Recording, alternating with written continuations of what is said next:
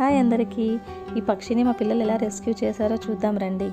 మా అమ్మ వాళ్ళ ఇంట్లో ఈ సమ్మర్ హాలిడేస్లో అండి 2 బర్డ్స్ అక్కడ గ్లాస్ పార్టీషన్ పైన నెస్ట్ పెట్టుకుని ఉన్నాయి. మా పిల్లలు రోజు వాటిని చూస్తూ అలా ఎంజాయ్ చేసేవాళ్ళు అనమాట, ఫొటోస్ తీస్తూ. అలా సడన్గా ఒకరోజు ఒక బర్డే కనిపించింది. అది ఊరికే అరుస్తూ ఉందనమాట.